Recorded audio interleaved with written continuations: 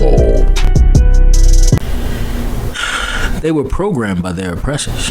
Yeah, I am. If you were to originally ask them the original state of the slaves who came, they wouldn't give a shit. They would want to go home. That's all. You know, I don't want to be a slave. Well, what do you think about the caucus? I don't want to be a slave. I mean, that's true. You know, like. But that really, I mean, like, you know, how much time does it take before, like, you know, that's not who you are. Okay, so all right, I'll give you this. How many days do you have to work in the field relentlessly before you adapt? How many times do you have to see your father raped before you adapt? Right, how many times? How many times do you have to have your children ripped away not see it before you adapt? But what I'm saying is though, what you're really asking about is at what point after becoming a slave do you stop saying, "I want to go home"? No, but what I'm at, no. You know what I mean? Like if you were a slave, you first have to get past the point of just being like, "I want to go home.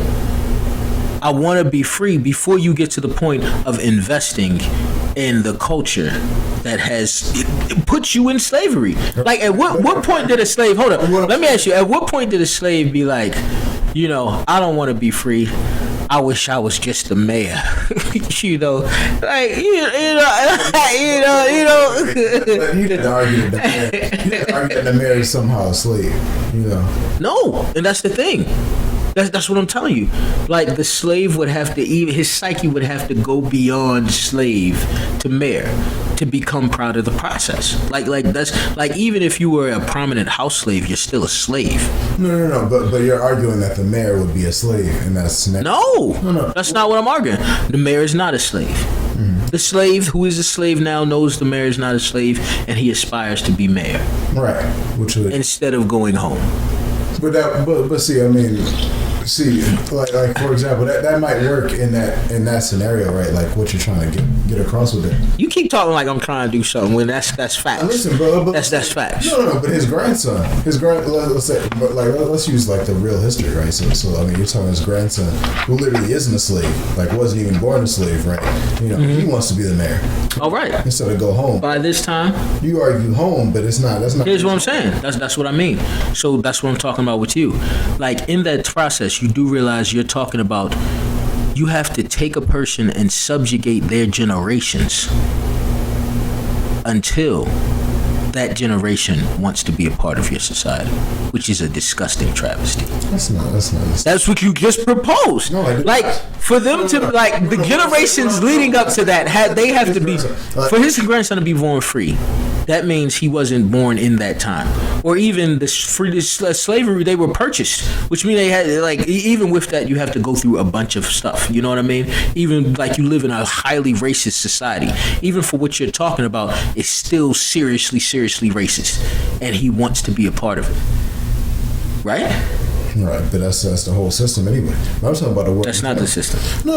Like for example, like what's the difference between a person that's born free and a person that's an African immigrant who wants to come over here anyway? What's the difference? What are you talking about? Like are you talking about currently? No. I mean, in this scenario, right? Someone who's born over there who wants to immigrate over here, right? They're still immigrating into the system. They were born free. No. All right. So what you're doing is you're taking away from something I highly embrace, which is the African American culture, which does not apply to Africans. What happens is we had to rebuild from scratch. You do realize everything was taken from us when we came. They took our history, they took our language, they took our family, right? And so... What about the people that weren't taken? So they're in Africa, they weren't taken. You know what they do? They get to live without the subjugation of America. Right. That's why, like, you know, the word nigga, I don't believe Africans are allowed to use the word nigga. They didn't go through the struggle. You didn't. A lot of them come over here and are princes.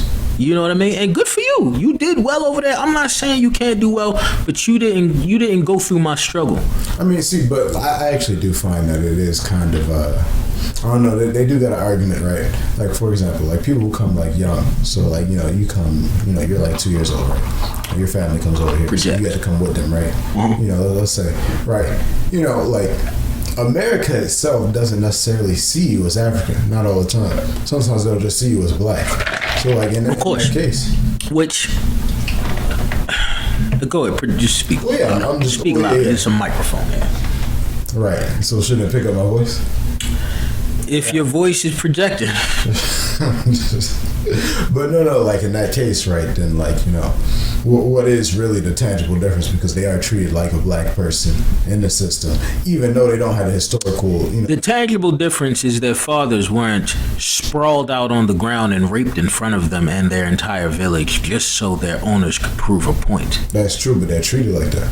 And not like... No, they're treated like their fathers were, but their fathers weren't. But that don't... That is no. That's a It bit. literally means nothing. It means... That means nothing. It literally means nothing. So here's the thing. You being treated like you earned something and you actually earning something. So you can go in front of a white person and say, I deal with racism, so I am subject to racism. You know what I mean? Mm-hmm. Just like I can go in front of a white person and tell them I'm subject to racism. Mm-hmm. But when I sit down with that person and they be like, I'm subject to racism, for one, you just got here. When they were 2 years old. Even still, even worse. That means when I was in the womb, my mother had to debate about abortion because they pushed that on our community. You ain't go through that. You were nurtured the entire way. When I was no. When my mother was pregnant, my father had to leave because she can't get public assistance with him in the house. You came over here when you was loved as a baby. They read to him. They sung the classics of that culture. Put it a generation back. What I'm saying, you know, like come on, man. What I'm saying, as soon as they land, they got to go through the same thing. And No. Even with that being said, they know their history. They know their language. They have roots to go. When I sit with him face to face, if he doesn't, that means his parents are shit. It doesn't mean his oppressors took everything from him. Right? Right, but at what point is like... Moreover, they here because they rich over there. How many generations do you got to go up before that's not your struggle?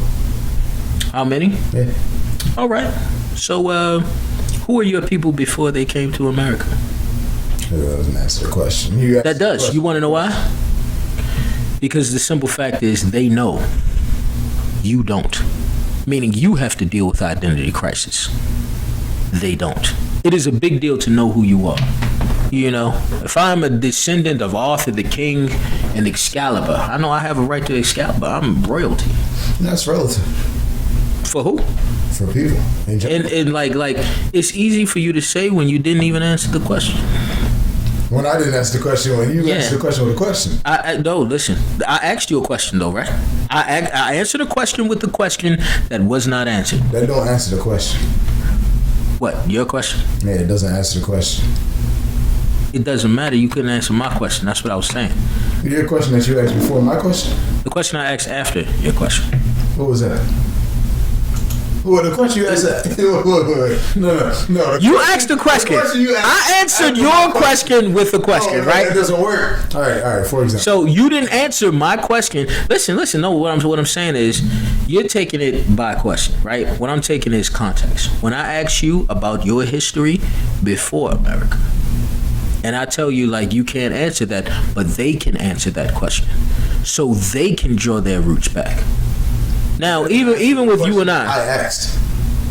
I didn't say it did. No, I said it doesn't. I didn't say it did. Right. Then what are we doing? We're talking about the question I asked. Now, my question, the question I proposed, you did not answer. Right. But you can say it's relative, but you can't answer it. If I ask you what x squared is and you say y, we gotta know what y is before we can answer what x squared is. All right, then ask again. Then I can actually. It was valid. The whole course of questioning was valid. I'll put the video up. How many generations do you gotta go back before it's not your struggle anymore? And that was the point of my question. The reason I asked you for your history before America, because think about how many generations it's been since we were captured and brought to America, right? How many has it been? Like 7? I'm not sure. I'm not that, you know. But with that being said, you can't, Your computer. Oh, my Wi-Fi. All right, so with that being said, you can't answer that. And that means it's still affecting you. They can answer that. True. It is It's not. because you can't answer that. And you know why? Here's the fatal flaw of what you're saying. It's the consequences of what you don't know. The day you find out that your father is not your father. Nah, he not there. Well, who's my father? Well, I was drunk one night at a party. I really don't know. It's inconsequential. But it's everything and it's nothing. In reality, it shouldn't stop your path to wherever you're going. However, it does send you through an identity crisis. Yeah, it depends, but that's relative. Like I said, that depends on who you are. It doesn't. No. See, like that's, it's a tangible thing. Like the concept of you moving forward to your purpose, right? You could do that regardless. However, a chunk of you has been taken away. No, not necessarily true. That is true. That is No. totally But tangibly you see it true. all the time. People Totally, say- totally tangibly No, true. no. Totally People- tangibly. no, 'cause people- Totally, you no, can't get away. no, Like so, people decide- what you're thinking about? No, wait, no. How much should we go ahead speak? No, You gotta make speak. a conscious choice, right? All right. For example, find out that your father is not your father, right? Mm-hmm. All right, you got to make a conscious choice to decide, okay, you got to decide for the last 14 years.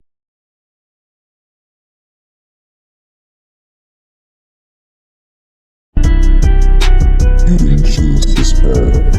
This path was chosen